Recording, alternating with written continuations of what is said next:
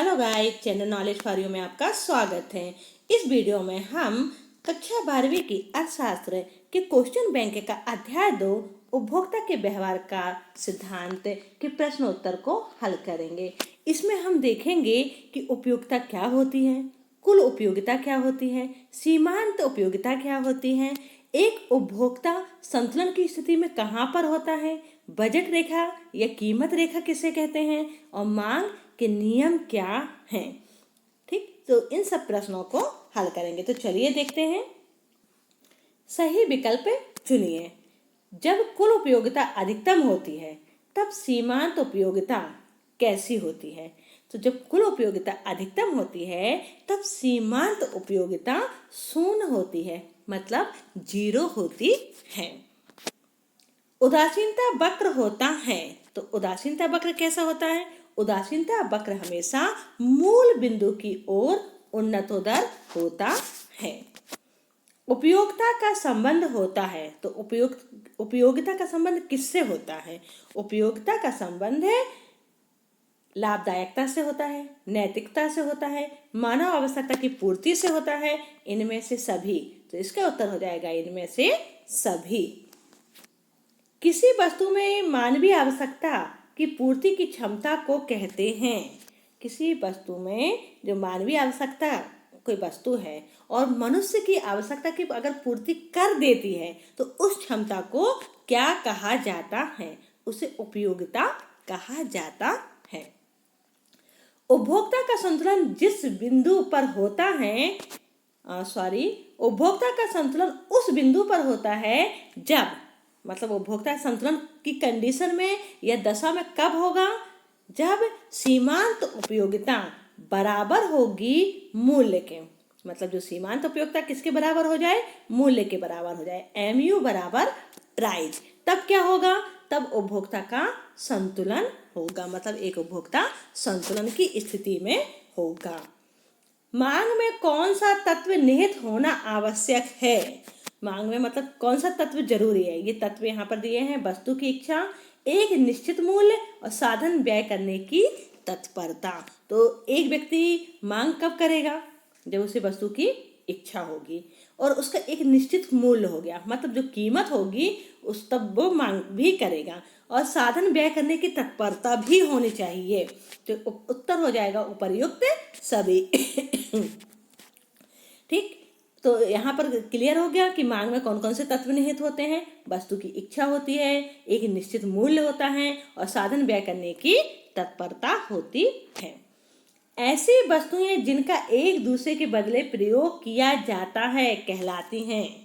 मतलब एक वस्तु महंगी हो गई तो उसकी जगह हमने दूसरी वस्तु का यूज कर लिया, तो ऐसी कौन सी वस्तु कहलाती हैं? ऐसी वस्तु स्थानापन्न वस्तुएं कहलाती हैं। जैसे मान लीजिए कॉफ़ी का रेट बढ़ गया तो हम चाय खरीदना शुरू कर देंगे और चाय का रेट बढ़ गया तो कॉफ़ी खरीदना शुरू कर देंगे। तो ये कौन सी वस्तु हो गई? स्थानापन्न वस्तुएं हो गई, मतलब एक की जगह हम दूसरी वस्तु का प्रयोग कर सकते हैं। मांग का नियम है, तो मांग का जो नियम होता है वह गुणात्मक कथन होता है। कॉफी के मूल्य में वृद्धि होने से चाय की मांग अब क्या हो जाएगी, है ना? अब देखो यहाँ पर क्या हुआ है, कॉफी के मूल्य में वृद्धि हो गई। अब कॉफी का जो मूल्य था वह बढ़ गया है, तो यहाँ चाय की मांग क्या हो जाएगी? बढ़ जाएगी। क्यों? क्योंकि कॉफी खरीदना कम कर देंगे। भाई बढ़ गई है अगर उसकी कीमत, तो क्या करेंगे? उसे कम खरीदेंगे, उसके बदले क्या खरीदना शुरू कर देंगे? चाय खरीदना शुरू कर देंगे। मांग की कीमत लोच से अभिप्राय है। मांग की कीमत लोच से क्या अभिप्राय है, मतलब क्या आशय है? तो मांग की कीमत लोच से अभिप्राय है कि कीमत में परिवर्तन के कारण मांग में परिवर्तन, मतलब कीमत में यदि परिवर्तन हो जाए, यानी कि कीमत बढ़ जाए या घट जाए, दोनों में से कुछ भी हो जाए, बढ़ जाएगा तो मांग क्या हो जाएगी? कम हो जाएगी, और यदि कीमत घट जाएगी तो मांग क्या हो जाएगा? बढ़ जाएगी। तो यही क्या चीज है? कीमत लोच है। प्रश्न दूसरा है, रिक्त स्थान भरिए। उपयोगिता का अर्थ है आवश्यकता खाली स्थान की शक्ति का होना। तो उपयोगिता का अर्थ क्या होता है? जो आवश्यकता होती है, मनुष्य की जो आवश्यकताएं होती हैं उसकी संतुष्टि होनी जरूरी होती है। तो यहाँ पर हो जाएगा संतुष्टि होना। तो उपयोगिता का मतलब क्या हुआ? कोई वस्तु उपयोगी क्या कब कहलाएगी? जब वह आवश्यकता की संतुष्ट कर दे, आवश्यकता को संतुष्ट कर दे, उसकी जो क्षमता होती है उसे उपयोगिता कहा जाता है। कुल उपयोगिता खालिस्तान उपयोगिता का योग होती है। तो कुल उपयोगिता सीमांत उपयोगिता का योग होती है। सीमांत उपयोगिता को जोड़ दिया जाए तो कुल उपयोगिता निकल कर आ जाती है। उदासीनता वक्र मूल बिंदु की ओर खालिस्तान होता है।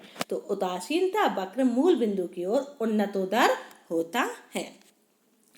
जब सीमांत उपयोगिता शून्य होती है तब कुल उपयोगिता खालिस्तान होती है। यहाँ पर बोला गया है क्योंकि सीमांत उपयोगिता होती है वह कैसी होती है? धनात्मक, है ना, फिर जो शून्य और फिर उसके बाद ऋणात्मक होती है। तो यहाँ पर बोला गया है कि सीमांत उपयोगिता कैसी है? शून्य है। तो कुल उपयोगिता अधिकतम होगी। पूर्ण तृप्ति बिंदु पर सीमांत उपयोगिता खालिस्तान होती है। अब पूर्ण तृप्ति बिंदु जब प्राप्त हो गया तो वहां पर सीमांत उपयोगिता कैसी होगी? 0 होगी, शून्य होगी।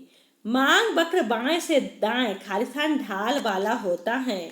तो मांग वक्र बाएं से दाएं गिरते हुए कैसा होता है? गिरते हुए ढाल वाला होता है। इस तरीके से फिर है सामान्य वस्तु के लिए आय प्रभाव खालिस्तान होता है। तो सामान्य वस्तुओं के लिए आय प्रभाव धनात्मक होता है। आय बढ़ने पर उपभोक्ता खालिस्तान वस्तुओं की मांग घटा देता है। अब एक व्यक्ति की इनकम बढ़ गई है ना, तो वो जो उपभोक्ता होगा वो क्या करेगा? किन वस्तु की मांग घटा देगा? जो गिफिन वस्तु होंगी, जिन्हें घटिया वस्तु भी कहा जाता है, उन वस्तुओं की वो मांग घटा देगा। मतलब अब वो क्या करेगा? उसकी इनकम बढ़ गई है तो वो उच्च क्वालिटी की वस्तुओं को खरीदना शुरू कर देगा। गिफिन वस्तु के लिए मांग की लोच खालिस्तान होती है।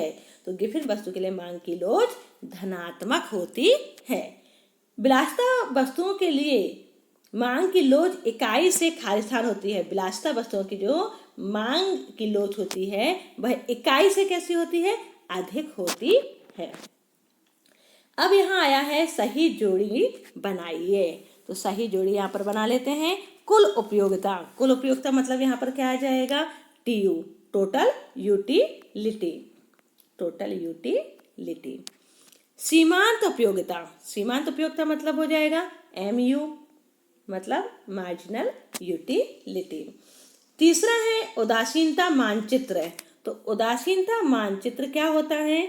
उदासीनता वक्रों का समूह होता है। मांग के आवश्यक तत्व, तो मांग के आवश्यक तत्व कितने होते हैं? 5 होते हैं। ये मांग के आवश्यक तत्व हो गए। मांग का नियम, तो मांग का नियम कैसा होता है?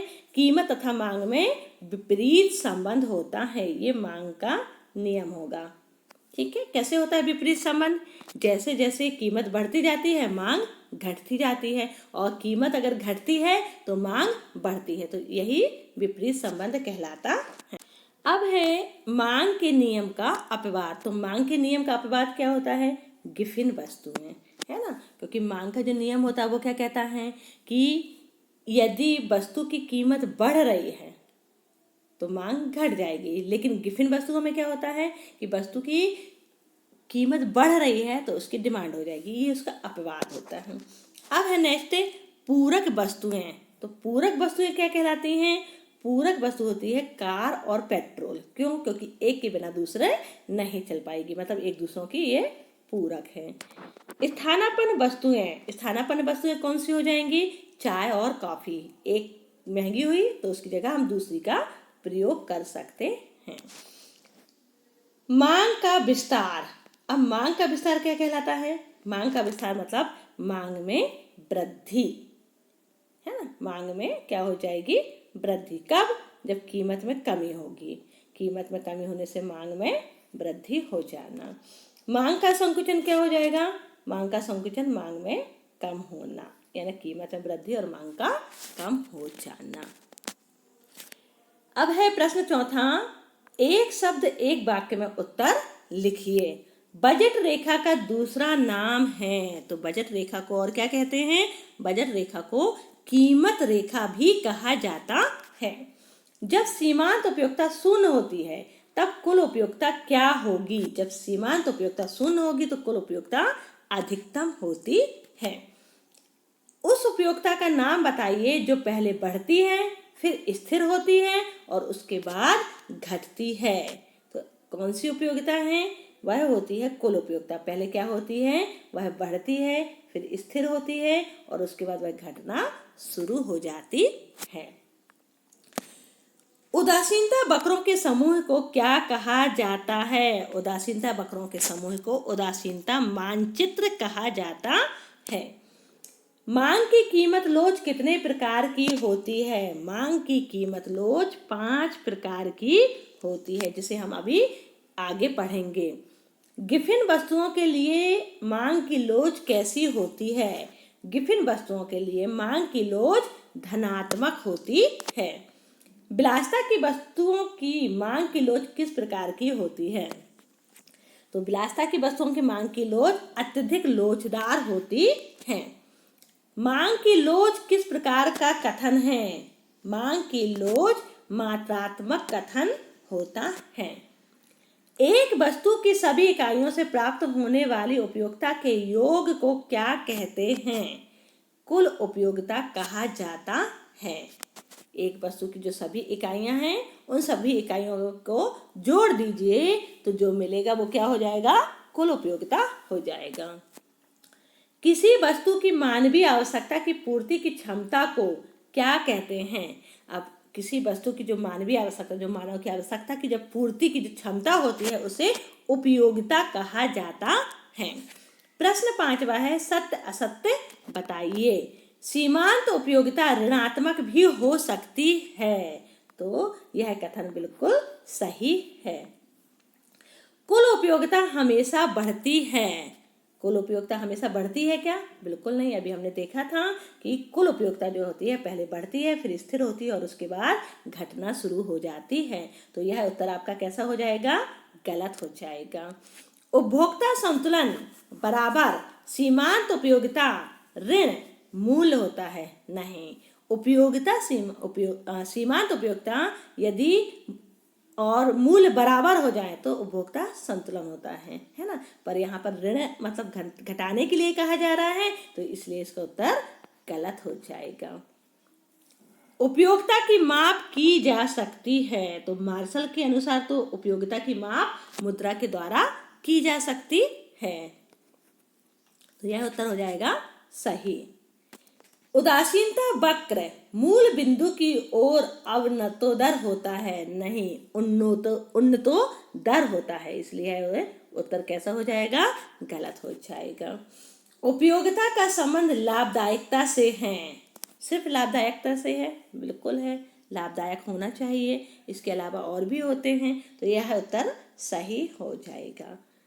कीमत तथा मांग में हमेशा सीधा संबंध होता है? नहीं, विपरीत संबंध होता है, तो यह गलत हो जाएगा। कुल उपयोगिता को टीयू कहा जाता है? सही है, टोटल यूटिलिटी कहा जाता है। कॉफी के मूल्य में वृद्धि होने से चाय की मांग कम हो जाती है। अब कॉफी के मूल्य में वृद्धि हो गई, मूल्य बढ़ गया है, तो चाय की मांग कैसे हो जाएगी? वो भी बढ़ जाएगी, तो यह गलत लिखा हुआ है। ऐसी वस्तुएं जिनका एक दूसरे के बदले प्रयोग किया जाता है पूरक वस्तुएं कहलाती हैं। एक दूसरे के बदले प्रयोग किया जा रहा है तो वह स्थानापन्न वस्तुएं कहलाती हैं, और यहाँ पर लिखा है कि पूरक वस्तुएं कहलाती हैं, इसलिए यह गलत हो गया। चलिए नेक्स्ट है प्रश्न 6वां, लघु उत्तरीय प्रश्न। उपयोगिता की 3 विशेषताएं लिखिए। तो उपयोगिता की जो 3 विशेषताएं हैं वह निम्न प्रकार से हैं। पहला है उपयोगिता व्यक्तिगत होती है। बिल्कुल सही, जो उपयोगिता होती है वो कैसी होती है? व्यक्तिगत होती है। अलग अलग व्यक्तियों के हिसाब से उपयोगिता भी अलग अलग प्रकार की होती है। उपयोगिता मनोवैज्ञानिक धारणा है, जैसा मन करेगा, जिसका मन करेगा। मान लो कोई व्यक्ति ऐसा है कि उसका मन करता है कि मीठा खाएं, तो उसके लिए मीठी चीज़ें उपयोगी हैं, लेकिन किसी दूसरे व्यक्ति को खट्टी चीज़ें पसंद हैं या तीखी चीज़ पसंद होगी तो उसके लिए मीठा जो चीज़ होगी वो उपयोगी नहीं होगी। उसके लिए तो कैसी वस्तु, तीखी वस्तु उपयोगी होगी। तो ये मनोवैज्ञानिक धारणा होती है। उपयोगिता आवश्यकता की तीव्रता पर निर्भर होती है। जो उपयोगिता होती है, आवश्यकता की कितनी तीव्रता है। मान लीजिए अभी आप लोगों के एग्जाम आने वाले हैं, ठीक, और एग्जाम में क्या चाहिए लिखने के लिए, पेन चाहिए है। अब बिना पेन के तो लिख नहीं सकते, ठीक, तो पेन की आवश्यकता कैसी है, बड़ी तीव्र है, मतलब अनिवार्य है, वो चाहिए ही चाहिए है। तो यही चीज कहा गया है कि उपयोगिता आवश्यकता की तीव्रता पर निर्भर करती है कि वह वस्तु कितनी उपयोगी है। तो कल पेपर है अगर आपका, तो पेन आपके लिए बहुत ही अधिक उपयोगी है। दूसरा है गणनावाचक उपयोगिता विश्लेषण क्या है। तो यहाँ पर गणनावाचक मतलब होता है गिनती, है ना। तो गणनावाचक उपयोगिता को मुद्रा के माध्यम से मापा जा सकता है, ये मार्शल ने कहा है। मार्शल कहते हैं कि जो गणनावाचक उपयोगिता है उसे मुद्रा के माध्यम से मापा जा सकता है। वस्तु के लिए दी जाने वाली कीमत ही उपयोगिता की गणना का आधार है। अब जैसे कोई वस्तु हो गई तो उसका प्राइस होता है, कीमत होती है 100 रुपये की, 50 रुपये की, 200 रुपये की, 10 रुपये की, 5 रुपये की, है ना। तो यही चीज़ क्या हो गई, हमने उसको क्या दे दिया, गणना दे दी, एक काउंटिंग दे दी, एक संख्या दे दी, है ना। तो मार्शल के अनुसार उपयोगिता को गणनावाचक संख्याएं जैसे 1, 2, 3 दी जा सकती हैं। इस दृष्टिकोण के आधार पर हम यह ज्ञात कर सकते हैं कि एक वस्तु से प्राप्त उपयोगिता दूसरी वस्तु से प्राप्त उपयोगिता से कितने गुना कम है या कितने गुना अधिक है। अब इसको उदाहरण से समझ लेते हैं। यदि मान लीजिए एक उपभोक्ता है या आप ही हैं, है ना, तो वस्तु के लिए ए वस्तु है, उसके लिए आप 6 रुपये दे रहे हैं। कोई एक वस्तु है, उसका नाम ए है, उसे आप कितना रुपये चुका रहे हैं, उसके लिए 6 रुपये दे रहे हैं। और बी वस्तु है तो उसके लिए आप 10 रुपये दे रहे हैं। तो इसका क्या मतलब हुआ, बी वस्तु के लिए आप 10 रुपये दे रहे हैं और ए वस्तु के लिए 6 रुपये चुका रहे हैं, तो बी वस्तु आपके लिए कैसी हो जाएगी, अधिक उपयोगी हो जाएगी। यही गणनावाचक हो गया, है ना। तो इसके द्वारा हमने पता कर लिया कि 10 रुपये, हम ज़्यादा 10 रुपये दे रहे हैं उसको बी वस्तु के लिए और 6 रुपये दे रहे हैं ए वस्तु के लिए, तो ज़्यादा और श्रेष्ठ वस्तु हमारे लिए कौन सी हो गई, बी वस्तु हो गई। कुल उपयोगिता को उदाहरण सहित समझाइए। तो किसी निश्चित समय में उपभोग की गई कुल इकाइयों से प्राप्त उपयोगिता कुल उपयोगिता कहलाती है। कोई निश्चित समय हो गया और उस निश्चित समय में उपभोग की गई कुल इकाइयों से जितनी भी इकाइयां होंगी उनको क्या कहेंगे, हम कुल उपयोगिता कहेंगे। सीमांत उपयोगिता को उदाहरण सहित समझाइए। तो यहाँ पर सीमांत उपयोगिता पूछा गया है कि सीमांत उपयोगिता को उदाहरण सहित समझाना है। तो यहाँ पर देखिए इसका उत्तर हो जाएगा, वस्तु की अतिरिक्त इकाई का उपभोग करने पर कुल उपयोगिता में आने वाला परिवर्तन सीमांत उपयोगिता होता है।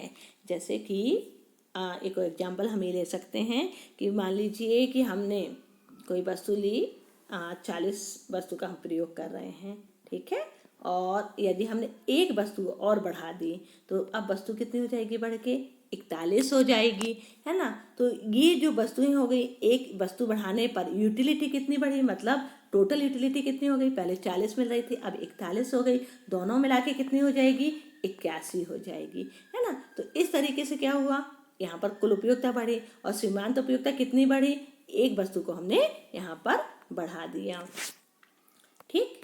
तो यहाँ पर इस तरीके से वस्तु की अतिरिक्त इकाई का उपभोग करने पर कुल उपयोगिता में आने वाला जो परिवर्तन होता है वह सीमांत उपयोगिता कहलाता है। नेक्स्ट है अनधिमान वक्र की विशेषता लिखिए, कोई 3। अनधिमान वक्र जिसे हम उदासीनता वक्र भी कहते हैं। तो पहला है इसका, अनधिमान वक्र अथवा उदासीनता वक्र का ऋणात्मक होता है। दूसरा है अनधिमान वक्र मूल बिंदु की ओर उन्नतोदर होते हैं। और तीसरी विशेषता है अनधिमान वक्र क्षैतिज नहीं हो सकते हैं, ठीक। ये इनकी 3 विशेषता हो गई। नंबर 6 है मांग का नियम तालिका तथा चित्र की सहायता से समझाइए। तो जो मांग का नियम है उसे हम एक और वीडियो है उससे समझ लेंगे। उसमें मांग से संबंधित जितने भी प्रश्न हैं उसमें दिए हुए हैं। उस वीडियो की लिंक मैं डिस्क्रिप्शन बॉक्स में दे दूंगी, उसे आप देख सकते हैं। फिर नेक्स्ट क्वेश्चन है, स्थानापन्न वस्तुएं क्या हैं, उदाहरण सहित समझाइए। तो स्थानापन्न वस्तुएं वह वस्तुएं हैं जिनका प्रयोग एक दूसरे के बदले में किया जाता है। उदाहरण के लिए चाय और कॉफी, कोक और पेप्सी। तो यहाँ पर स्थानापन्न वस्तुएं वे वस्तु कहलाई कि अगर एक वस्तु महंगी हुई तो उसकी जगह हमने दूसरी वस्तु का प्रयोग करना शुरू कर दिया, तो वो कौन सी वस्तु कहलाएंगी? स्थानापन्न वस्तुएं कहलाएंगी। पूरक वस्तु क्या है, उदाहरण सहित समझाइए। वे वस्तुएं जिनका उपयोग एक साथ किया जाता है एवं एक दूसरे के अभाव में जिनका उपयोग नहीं किया जा सकता, पूरक वस्तुएं कहलाती हैं। मतलब दोनों वस्तुएं एक साथ ही यूज होंगी। जैसे कार व पेट्रोल, मान लो आपके पास कार है पर पेट्रोल नहीं है तो कार चलेगी क्या? नहीं चलेगी। पेट्रोल है, कार ही नहीं है तो क्या करोगे? पेट्रोल का कोई मतलब ही नहीं है। इसी तरीके से पेन व स्याही, पेन तो है पर पेन में रिफिल ही नहीं है तो खाली पेन का क्या कर सकते हैं? कुछ नहीं कर सकते हैं। स्याही होना बहुत जरूरी है ना। तो ये वस्तुएं पूरक वस्तुएं कहलाती हैं। सर गिफिन का विरोधाभास क्या है? तो सर गिफिन ने जो अपना विरोधाभास प्रकट किया था उसे समझ लेते हैं। घटिया वस्तुएं वे वस्तुएं होती हैं जिनका उपभोग उपभोक्ता द्वारा इसलिए किया जाता है क्योंकि उपभोक्ता अपनी कम आय और अच्छी वस्तु की ऊंची कीमत के कारण कम कीमत वाली वस्तु का उपभोग करता है। यहाँ पर जो सर गिफिन है वो ये कहना चाह रहे हैं कि एक उपभोक्ता है और उसकी इनकम कैसी है? कम है। अब कम इनकम है तो वो कौन सी वस्तु खरीदेगा? वह कम कीमत वाली वस्तु को खरीदेगा। ठीक, जो कम कीमत वाली वस्तुएं हैं तो सर गिफिन ने उनको घटिया वस्तुएं या गिफिन वस्तुएं कहा है, क्योंकि इनके नाम से ही, घटिया वस्तुओं को ही इनके नाम से गिफिन वस्तुएं कहा गया है। तो कम इनकम है, पैसा ही नहीं है, तो पैसा कम होने के कारण वो सस्ती वस्तुओं को खरीदेगा, है ना। तो सस्ती वस्तुएं को जब वो खरीदेगा तो उसे क्या करेगा? उसकी मांग बढ़ जाएगी। किसकी? सस्ती वस्तुओं की। लेकिन अब यदि उस उपभोक्ता की आय बढ़ गई, इनकम में वृद्धि हो गई, अब इनकम में जब वो वृद्धि हो जाएगी तो वो क्या करेगा? ये जो घटिया वस्तुएं हैं या सस्ती वस्तुएं हैं उनको खरीदना बंद कर देगा क्योंकि उसकी इनकम बढ़ गई। अब वो कौन सी वस्तु खरीदेगा? जो अच्छी क्वालिटी की होगी और महंगी होगी। ठीक, अब वो महंगी वस्तुएं को खरीदना शुरू कर देगा। यहीं पर क्या हो गया? अब इनकम बढ़ी और उसने महंगी वस्तु को खरीदना शुरू कर दिया जिसके दाम अधिक हैं। जबकि मांग का नियम क्या कहता है कि कीमत बढ़ी और मांग घटी, लेकिन विरोधाभास कहाँ हो गया? यहीं पर हो गया ना कि यहाँ पर मांग क्या हो रही है? किसकी बढ़ रही है? जिसकी कीमत अधिक है। लेकिन किस कंडीशन में या किस दशा में? जब व्यक्ति की आय बढ़ रही है। तो यहाँ फिर से समझ लीजिए इसे कि घटिया वस्तुएं वे वस्तुएं होती हैं जिनका उपभोग उपभोक्ता द्वारा इसलिए किया जाता है क्योंकि उपभोक्ता अपनी कम आय से, मतलब उसकी इनकम कम है और अच्छी वस्तु की ऊंची कीमत है। जो अच्छी वस्तुएं हैं वो कीमत कैसी है? अधिक है, महंगी है, तो उसके कारण वह कम कीमत वाली वस्तु का उपभोग करता है। ऐसी दशा में घटिया वस्तु की कीमत में जब कमी होती है तब उपभोक्ता कीमत घटने के कारण सृजित अतिरिक्त क्रय शक्ति से अच्छी वस्तु का उपभोग बढ़ा देता है। अब क्या हुआ यहाँ पर कि उसने डिमांड की घटिया वस्तुओं की, कम की, उसके पास इनकम कम थी। अब इनकम कम होने पर वो घटिया वस्तु खरीद रहा था। ठीक है, तो यहाँ पर जब घटिया वस्तु खरीदेगा तो उसकी डिमांड भी बढ़ जाएगी। क्या हो रहा है? डिमांड यहाँ पर बढ़ रही है, तो डिमांड बढ़ेगी तो एक उत्पादक क्या होगा? अपनी उसकी कीमत बढ़ा देगा। ठीक, और यहीं पर क्या हुआ? उपभोक्ता की आय भी बढ़ गई। अब जब उपभोक्ता की आय बढ़ गई तो वो क्या करेगा? घटिया वस्तुएं नहीं खरीदेगा बल्कि क्या खरीदेगा? अच्छी वस्तुओं को खरीदेगा जो ऊंची कीमत की होंगी, तथा घटिया वस्तु का उपभोग घटा देता है। इस प्रकार घटिया वस्तु की कीमत में कमी होने पर उसकी मांग में कमी होती है। इसे ही गिफिन के विरोधाभास के नाम से भी जाना जाता है। उदाहरण के लिए गेहूं की तुलना में ज्वार निम्न स्तरीय वस्तु है। प्रश्न 10वां है, सामान्य तथा निम्न स्तरीय वस्तुओं को उदाहरण सहित समझाइए और कुल उपयोगिता का सूत्र लिखिए। इस प्रश्न में 3 प्रश्न दिए हुए हैं। एक तो दिया है कि सामान्य वस्तुओं को समझाइए, दूसरा है निम्न स्तरीय वस्तुओं को समझाइए और तीसरा है कुल उपयोगिता का सूत्र लिखिए। चलिए इसे देख लेते हैं। जब किसी वस्तु की मांग में आय बढ़ने के साथ वृद्धि तथा आय कम होने के साथ कमी होती है तो वह सामान्य वस्तु कहलाती है। तो यहाँ पर बताया गया है कि आय बढ़ी तो वृद्धि हो गया, आय कम हुई तो वस्तु खरीदने में भी हमने कमी दिखाई, तो वो कौन सी वस्तु हो जाएगी? सामान्य वस्तु कहलाएगी। दूसरा है कि निम्न स्तरीय वस्तुएं किसे कहते हैं? तो जब किसी वस्तु की मांग आय बढ़ने के साथ कम तथा आय कम होने के साथ बढ़ जाती है तो वह निम्न स्तरीय वस्तु कहलाती है, जैसे मोटा अनाज, निम्न स्तरीय खाद्य पदार्थ आदि।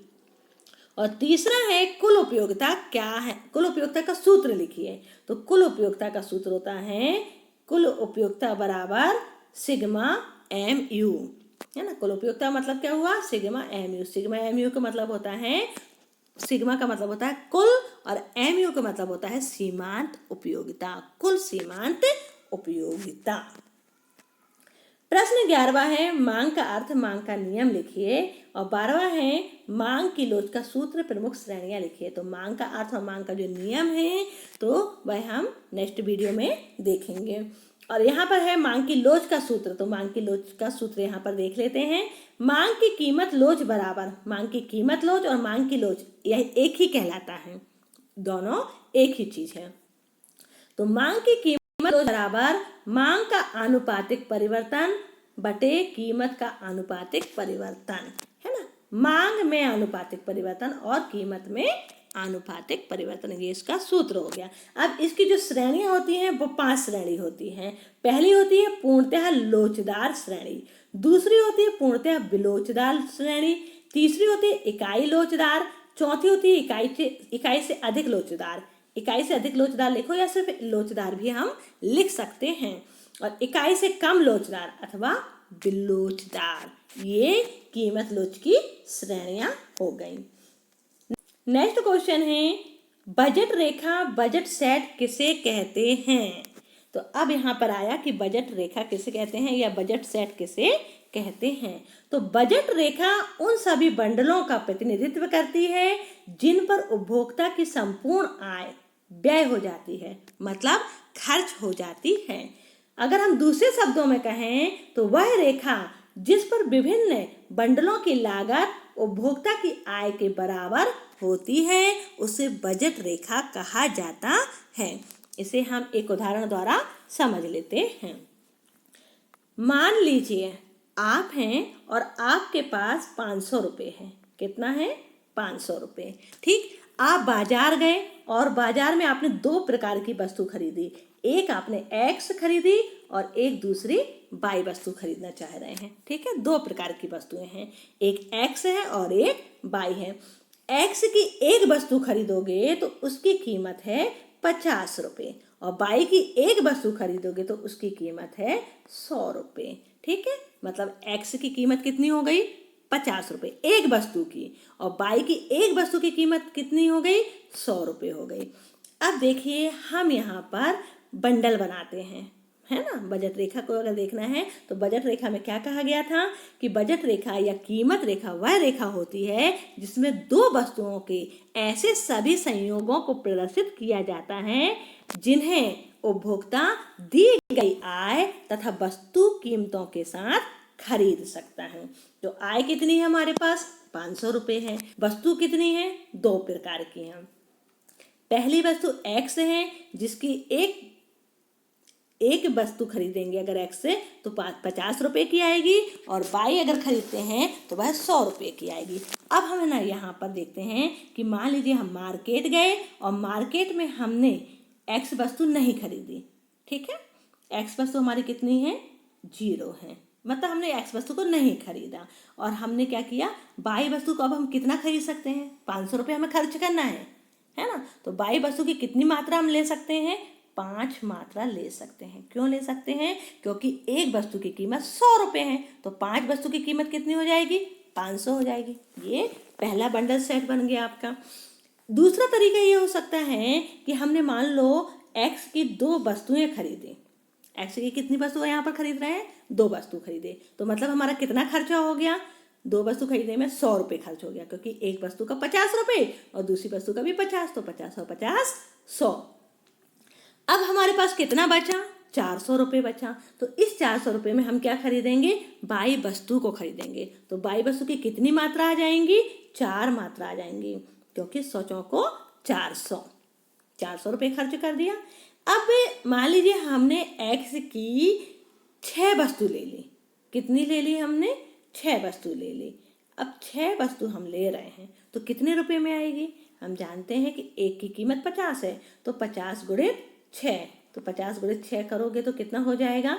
300 रुपये खर्च हो गया। 55 30, तो 300 रुपये खर्च हो गया। हमारे पास अब कितना बचा? 200 रुपये। तो बाई की कितनी वस्तु हम खरीद सकते हैं? 2 वस्तुएं खरीद सकते हैं। अब यदि हमने मान लीजिए कि एक्स की हमने 10 वस्तु ले ली। कितनी वस्तु ले ली? 10 वस्तु ले ली। किसकी? एक्स की। तो बाई की हम कितनी खरीद पाएंगे? कुछ नहीं, 0। क्यों? क्योंकि एक्स की वस्तु एक वस्तु 50 की थी, तो 500 रुपये तो हमने 10 वस्तु खर्च करने में ही लगा दिया। तो इस प्रकार से ये जो सारणी बन रही है, मतलब 0 से 5, 2 से 4, 6 से 2, 10 से 0, ये क्या हो गई? ये उपभोक्ता या ये बजट रेखा या बजट सेट को दर्शा रही है। तो मतलब ये 2 प्रकार के संयोग बन गए, 2 प्रकार के बंडल बन गए। इनमें से उपभोक्ता चाहे कोई भी खरीद सकता है। यानी कि या तो पहला ऑप्शन ले ले 0 5, या दूसरा ऑप्शन ले ले 2 4, या तीसरा ऑप्शन ले ले 6 2, या चौथा ऑप्शन ले ले 10 0। इस तरीके से यह बजट सेट तैयार हो गया। अब देखते हैं नेक्स्ट क्वेश्चन क्या कह रहा है। नेक्स्ट क्वेश्चन है आपका, उपभोक्ता के बजट सेट से आप क्या समझते हैं? तो बजट सेट तो अभी हमने बनाना सीख लिया। अब जो बजट सेट बनाया है ना, जो था कि 0 से 5, मतलब पहली इकाई अगर एक्स लेते हैं तो वो 0 होएगी, तो दूसरी हमारी 5 खरीद ली जाएगी, है ना। तो इसको आप समझ लेते हैं। उपभोक्ता द्वारा अपनी आय से प्रचलित बाजार मूल्य पर 2 वस्तुओं के उन सभी बंडलों को क्रय करने की क्षमता ही बजट समूह कहलाता है। इस प्रकार बजट सेट उन सभी बंडलों का समूह होता है जिन्हें वर्तमान बाजार कीमतों पर कोई उपभोक्ता खरीद सकता है। तो अभी जो देखा था हमने वही बजट सेट है। नेक्स्ट क्वेश्चन है, मांग के नियम के अपवादों को समझाइए। तो इस प्रश्न का उत्तर भी हम नेक्स्ट वीडियो में देखेंगे।